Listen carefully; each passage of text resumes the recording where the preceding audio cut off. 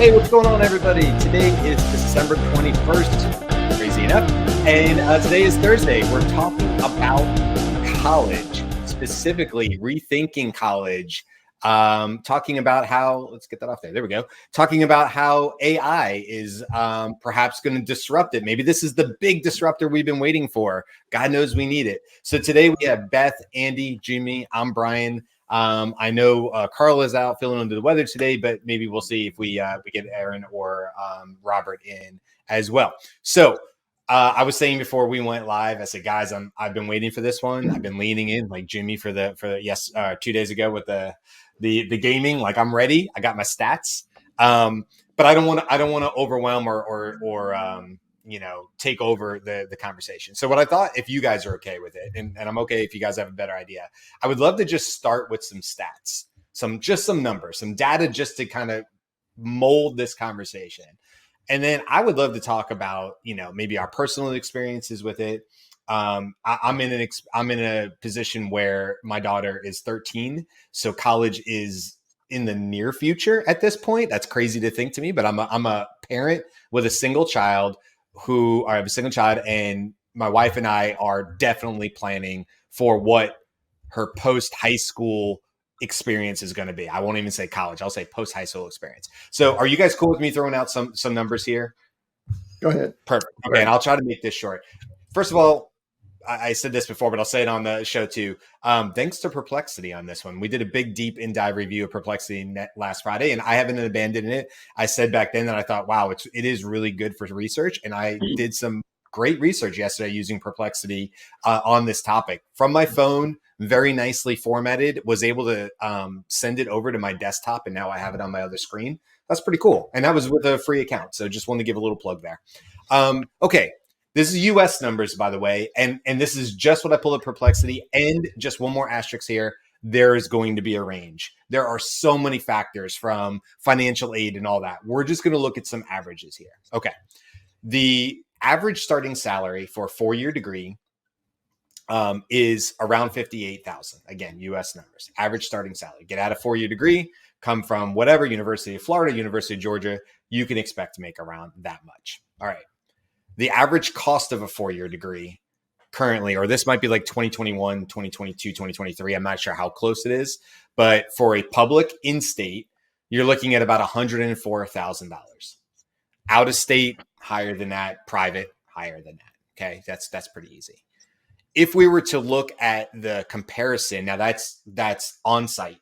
If we were to look at the comparison of what that might translate to an online degree, roughly half, maybe a little less than that, somewhere in the $50,000 to $60,000 range to get a comparable but only online degree. My master's degree was online, so and that was way back in 2006 to 2008. It's gotten way better since then, but that was my experience. Meanwhile, concurrently, my wife was going to the Georgia State University and getting her master's degree to become a dietitian. She was on site and I was online, and we had two unique experiences, but we were doing that at the same time in the mid 2000s.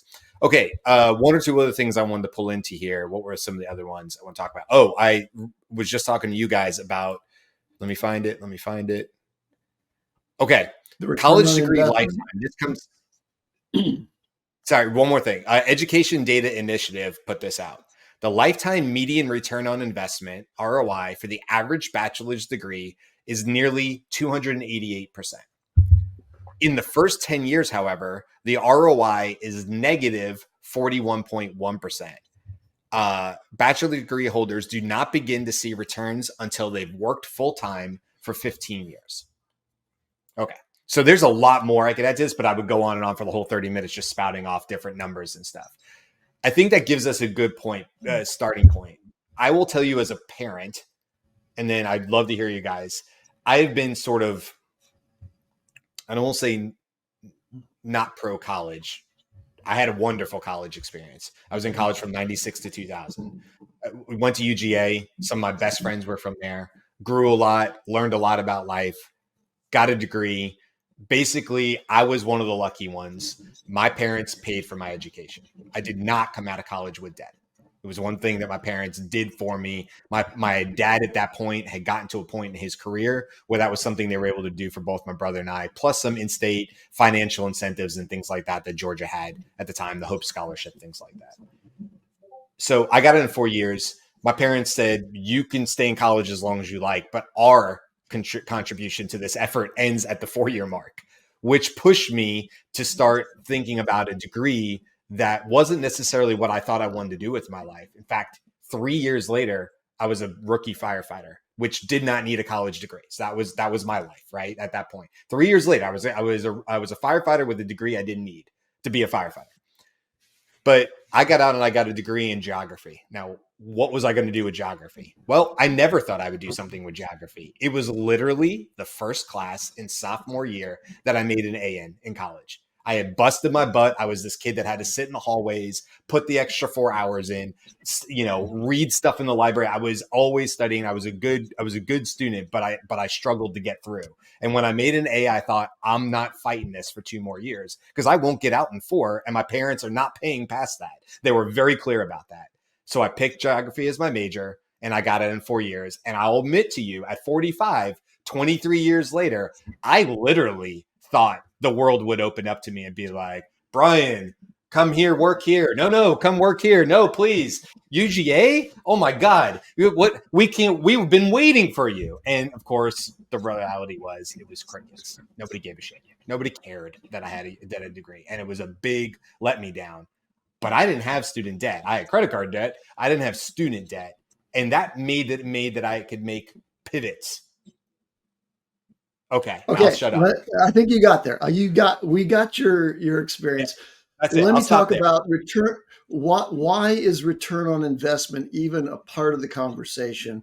It's because the cost of education in the United States for the person who's a student is way out of whack with what it provides in terms of higher income over a lifetime. What Brian said, wow, 288% return, that's going to be worthwhile over a lifetime.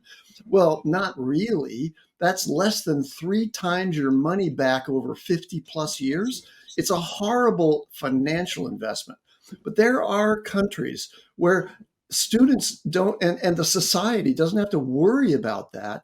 They educate their population as a collective approach. So I'm going to be labeled a socialist here, but let me say that it's an investment in the future of the country to provide the formative experiences of college on campuses where you bring that whole class cohort together and allow their social development and their intellectual development, their interpersonal development, all those things to benefit the society in the long term.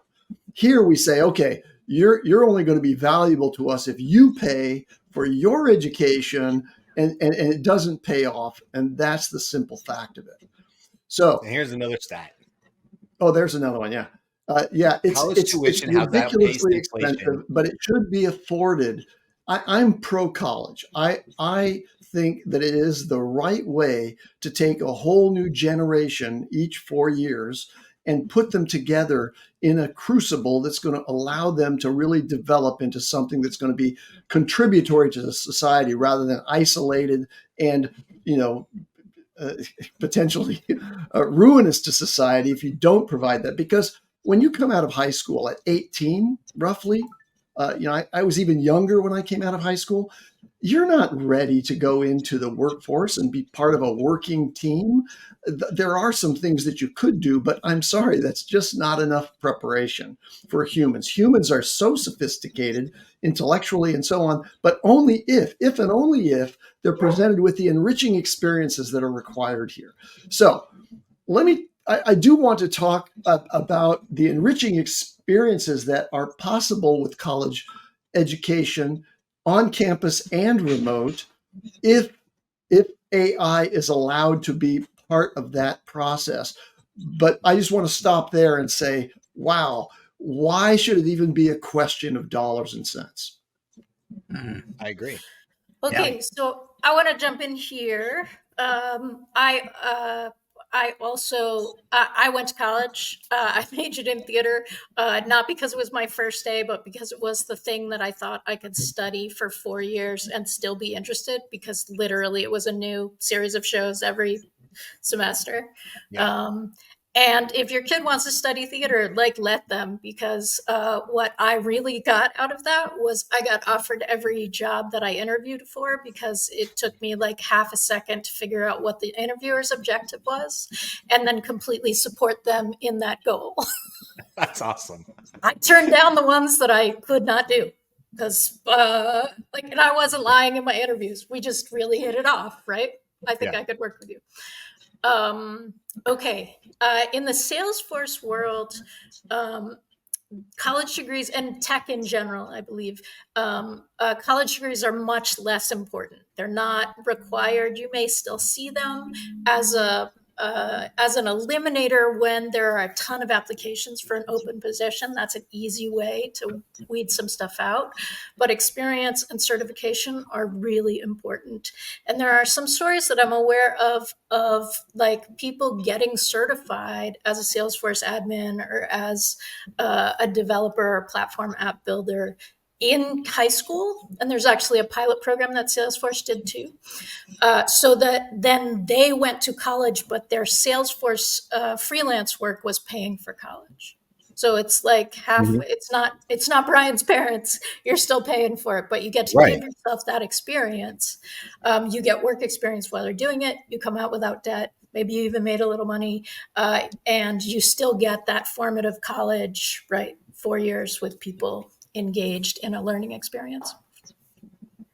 And what I want to, Jimmy, I know you I want to hear yours too, but what I want to throw into this too, because I want to make sure I'm being clear too, because I'm sure at the beginning, like it sounds like Brian's not for college. Not true. Actually, I want my daughter to have a college degree. However, I agree with Andy. I agree with a lot of people that I could also send her overseas, and there's opportunities in places like Germany, Sweden, Denmark, Norway, where she could actually get a college degree for free, right?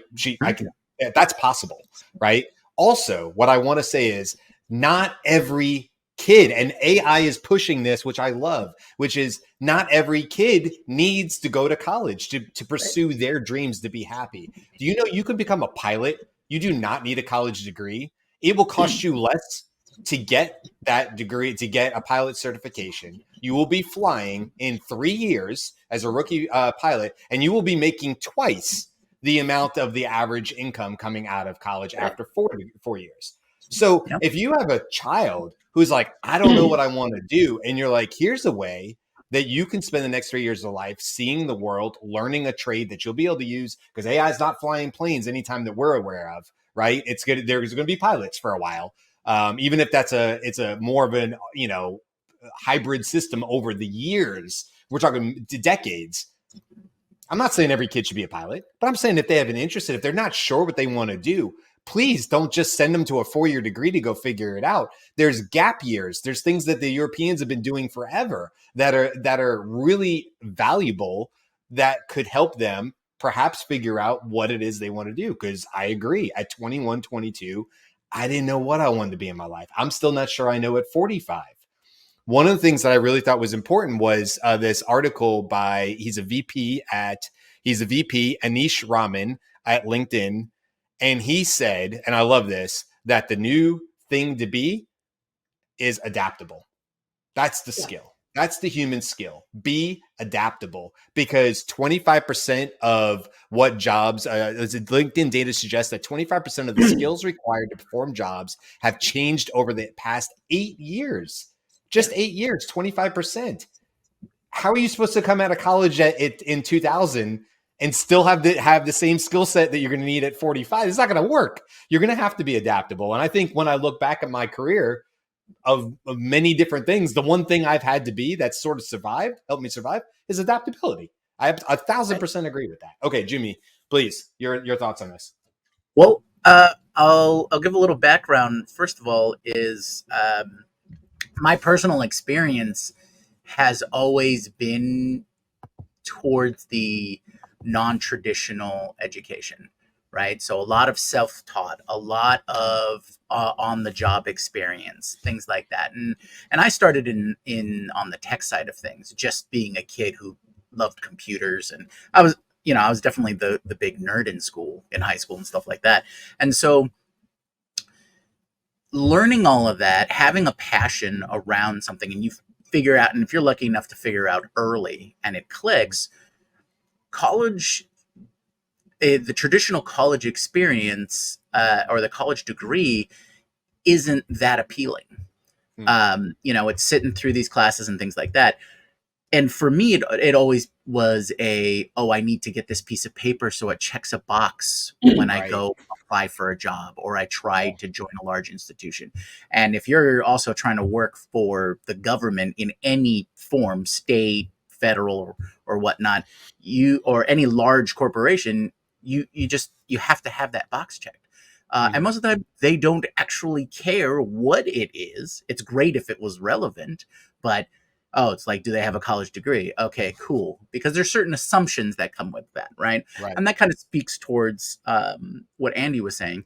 And I agree. I got a lot out of my college experience to get my degree, but that was more for the socialization, more for the networking, and especially in creative fields, networking is, immensely helpful, because it's because in creative fields, it's what you do and who you know, so that you can, generate more work, or work on more projects and things like that. But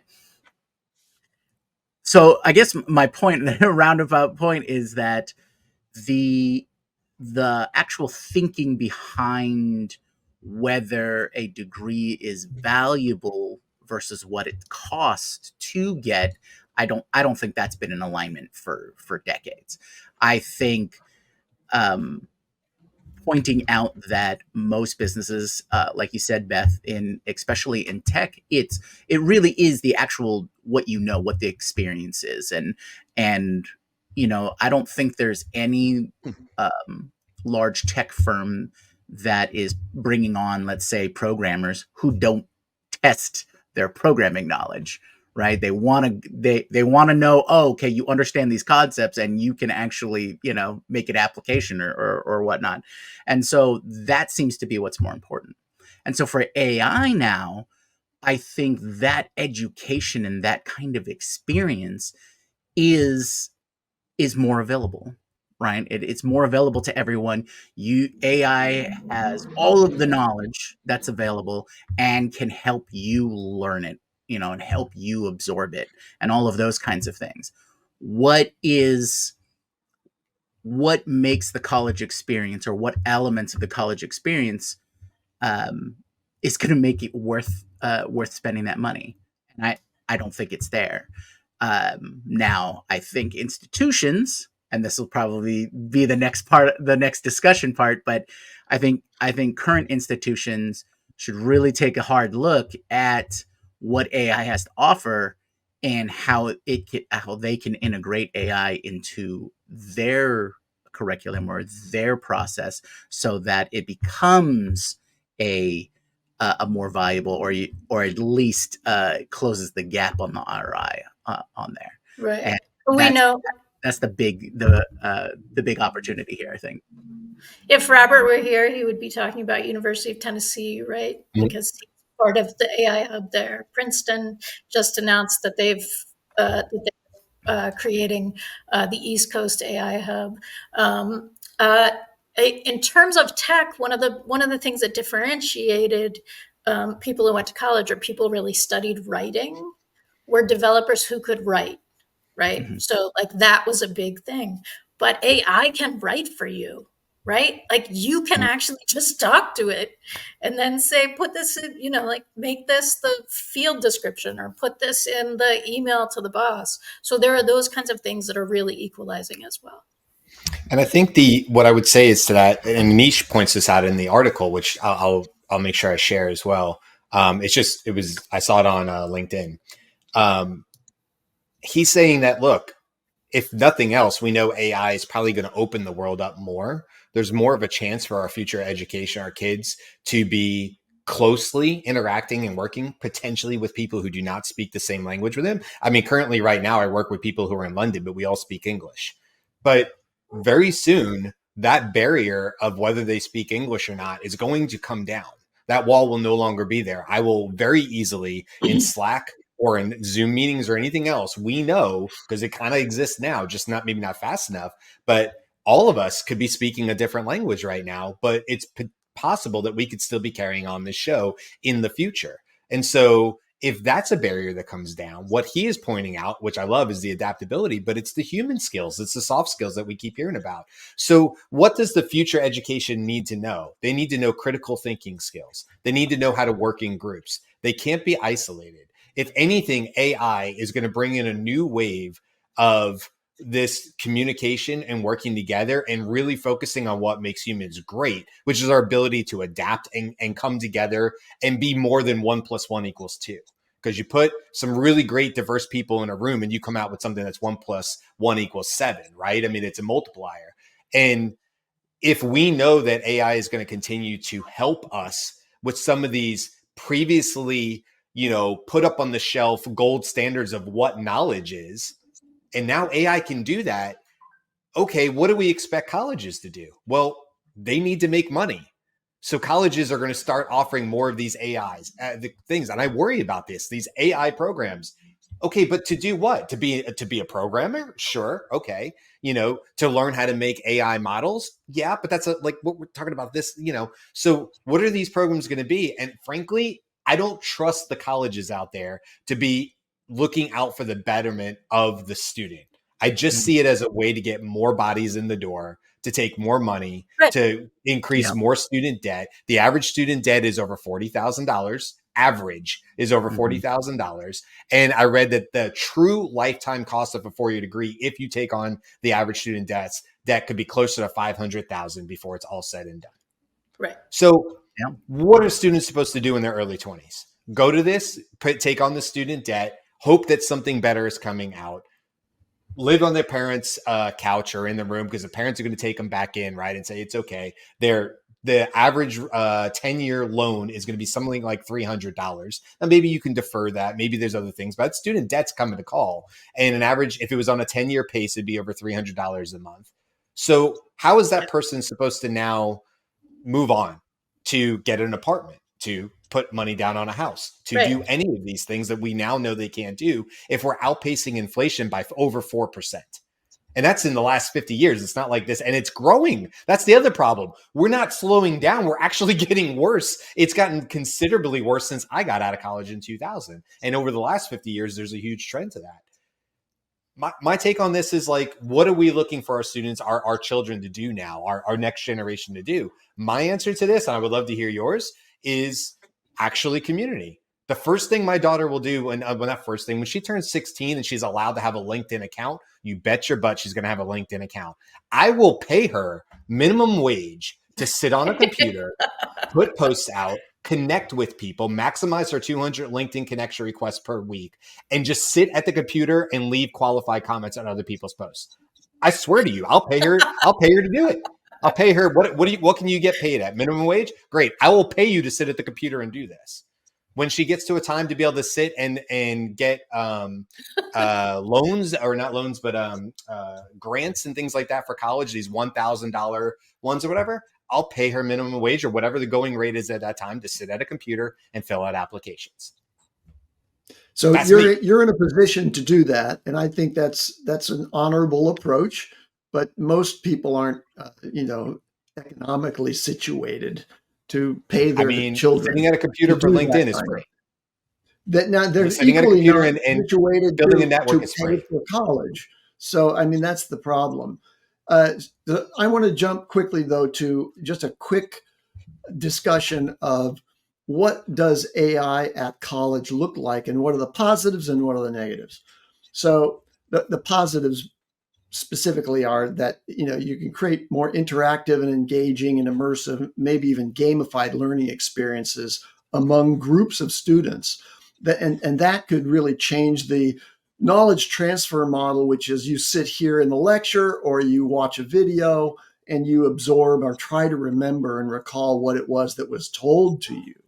That being told something is not nearly as effective as learning it in the process of some interaction. The other aspect is around assessments. So AI interactions with an AI coach that you're using while you go through college could provide immediate and frequent feedback, identify gaps in your learning, and guide you where you need to pick things up. So that's not possible on the one-to-many model of lectures, but it is possible when you have a coach that's assisting you and interacting with you frequently. And so it can also do ongoing adaptations to the delivery of information based on what it assesses your capabilities are. So that's very, very important. That's all self-service. The student can do that by themselves, and that doesn't require being on campus.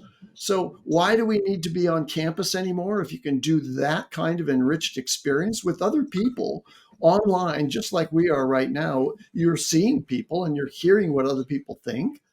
That's all. Well, the big issue is the risk to social development, which is what we've been talking about.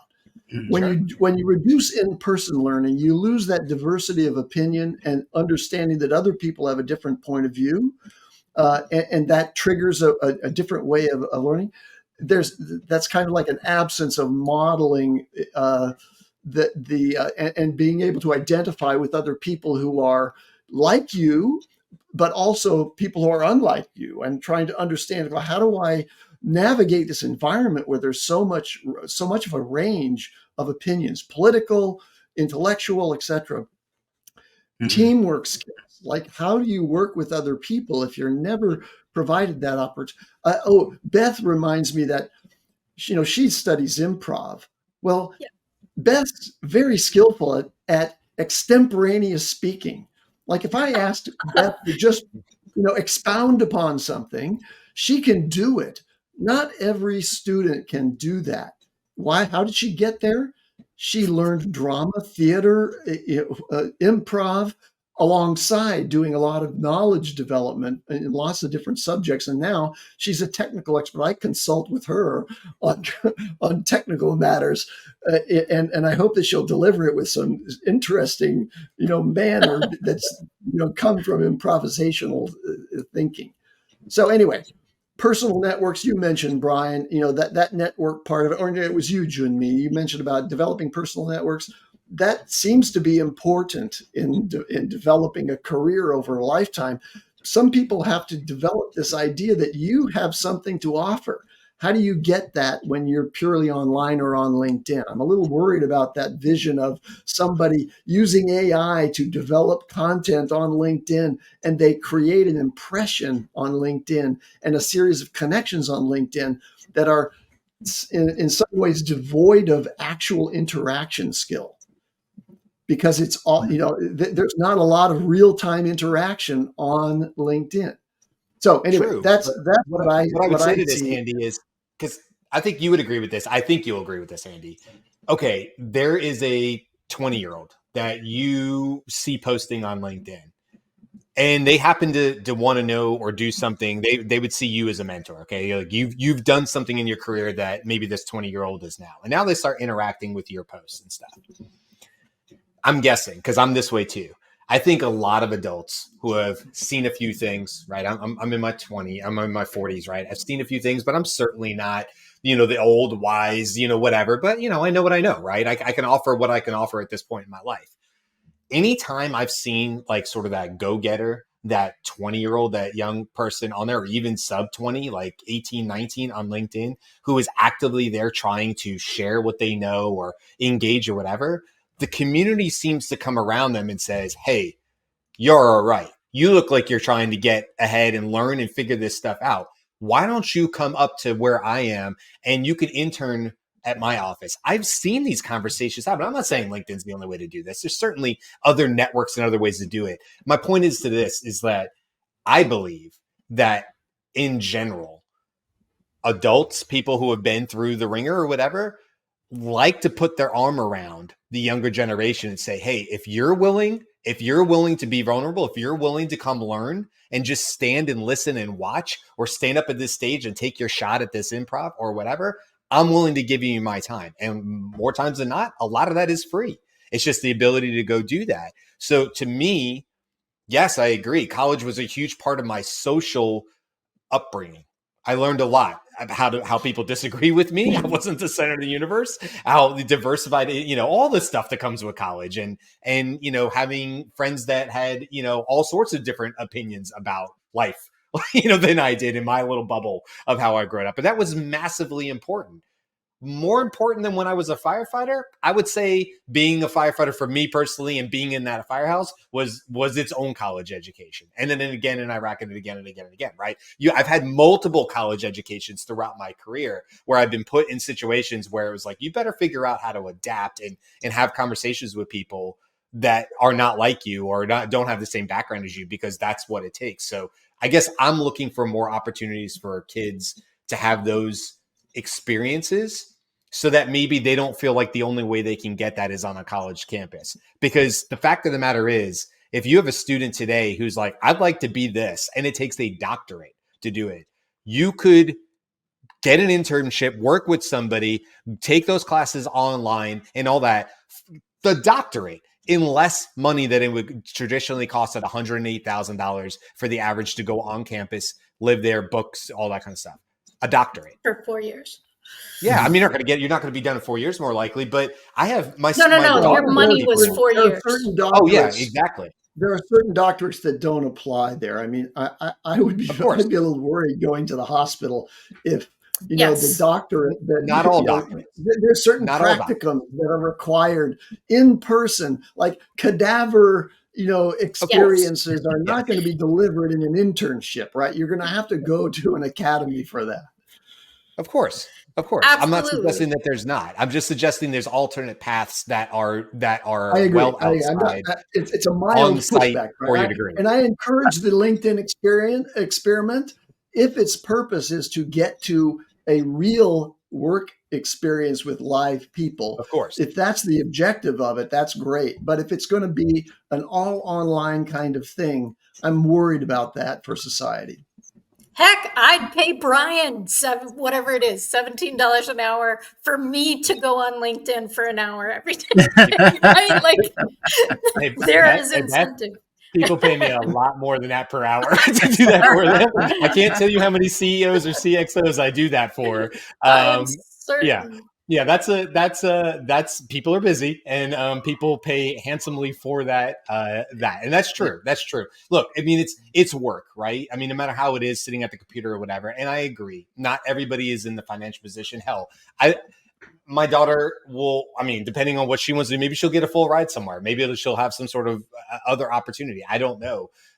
I think I look at my daughter, of course, it's a study of one, n equals 1 in this case, but I look at a child like that and I go, I don't know that some big, massive campus with 30,000 is going to be her thing. It might be a smaller ordeal just because of who she is and stuff. Also, I don't know that she'll have it figured out. Also, I don't even know if this is a kid that'll do the traditional high school run.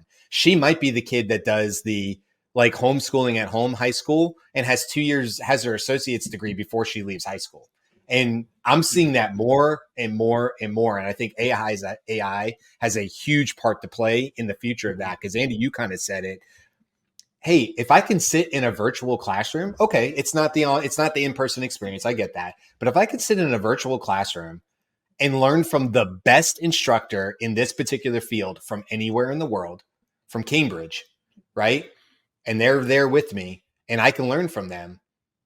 If the idea of going to college is to learn from the best and the brightest and help you understand and open up your mind to concepts, but I can do that from anywhere through AR, VR, AI, whatever. And I can supplement through local events, things that I'm doing, whatever, to get that social aspect of it, internships to get that social aspect of it. Isn't that solving the idea of why you would need to be on campus to do a 4-year degree? To me, it's just it doesn't solve it because the older generation arm around the younger generation model doesn't give you a sense of community and identity with a new generation. It doesn't. Just imagine all these huge numbers of students who are going to be now sitting in their homes, right? they don't have enough income to go buy their own place. They're going to be back at home now, and they're going to be finding a work internship where they're going into a whole different generation, and that's their only model. I'm just worried about that. I think I'm pro college, as I said at the outset. I benefited from that dramatically. I think that's for my generation, that was the only way. There wasn't an alternative.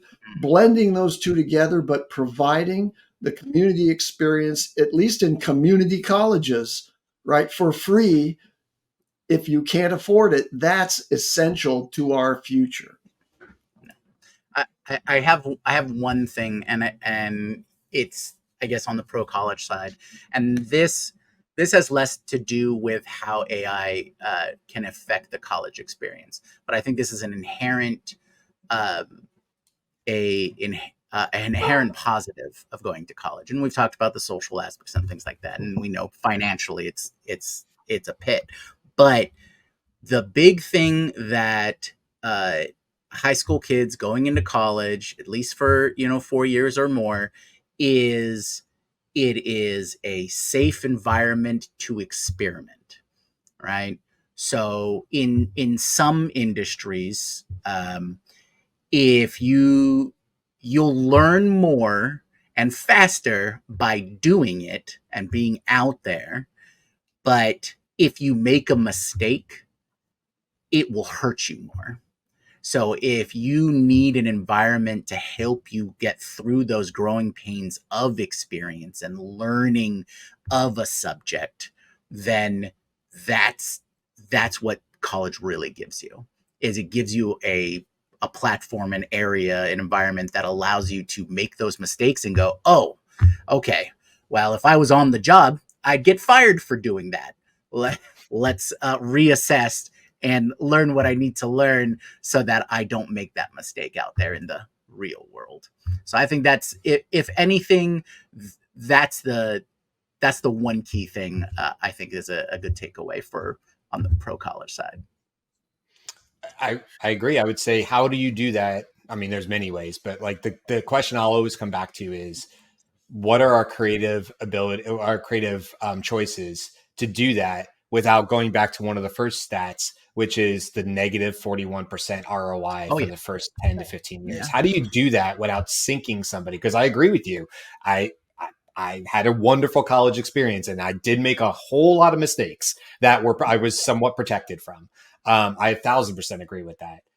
But I also don't want to project my experience to my daughter and say, well, you'll have the same experience I did. That was my experience. It was my wife's experience too. Other people I know, my friends, but that doesn't mean it'll be my daughter's in 2028 or whatever it is when she goes 2028, something like that, when she would first be entering college. So how do we make sure that our generation has what Andy's saying, which is they need to be around their own ages, their own generation. They need to learn together, not necessarily be with generations that are with me, a whole bunch of me's around, right? They need to learn and grow within their own thing, because we need that, but do it in a way that doesn't, result in such, I want to use the right words here, such a restriction on them a burden that they can't pivot. They can't come up with new ideas. They can't decide that they want to be somebody different at 21 or 22, like I did, and then 28 and then 30 and then 35. You know what I mean? Like that, if you have that burden, Beth, bring us home. How do we expect them to do anything great? So I'm going to say two things. Sure. I'm going to say three things. AI can teach you content knowledge. You do not have to pay giant amounts of money for that. You should find mentors who are doing what you want to do. You should find a bunch of them and talk to them to get some guidance about what's possible, what they experience, what they would do now today. If and this is not going to surprise anybody, has nothing to do with AI. But if you want to work your collaboration muscles and become a flexible group participator, find your local improv theater and take some classes. It will be fun. You will meet people your age if you're under 30, and sometimes you'll meet crazy people like me. And it's a great way to have fun while building those muscles. Yeah. Was that 3? Was it 2? That was 3. Learn through AI, right? Have it teach you what you want to know. Get a mentor. Take an improv class. There it was. Okay, I thought I missed one. Well, I know we're past. We're at the 40. I didn't feel this one would go back. Well, look, we've had a lot of comments too, and I've sort of been reading these on this side. Obviously, we can't get all of them, but thank you, whoever. We can't see your name, unfortunately. Here it just says LinkedIn user, but thank you for all your comments on here. All classes are not safe. There are a lot of great comments in there. So we'll do our best to sort of respond back as we can on LinkedIn where that comment came through and stuff like that. But thank you for joining us. This has been fun. I hope we have opportunity to keep coming back to education over and over again, because I think, there's so much more here to unpack. I'm obviously invested in it as a parent, but also just, this is something I care deeply about. And I'd love to find better solutions than mountains of student debt and burdens on basically children that dictate what they can do for the next 15, 20, 30 years of their life. It shouldn't be that way. Tomorrow, different topic. It's our 100th episode. So there it is. Beth's got it. So that will be much lighter, but it'll be still a great conversation. We're hoping to have all 7 of us here. People are busy, obviously, with the holidays, to be expected. But hopefully we'll have all 7 of us tomorrow so we can celebrate. We'll be talking about our favorite episodes, maybe our not so favorite episodes, some of our favorite conversations that have popped up, things we learned. I don't know, whatever comes up. So join us tomorrow as we look back on the first 100 episodes.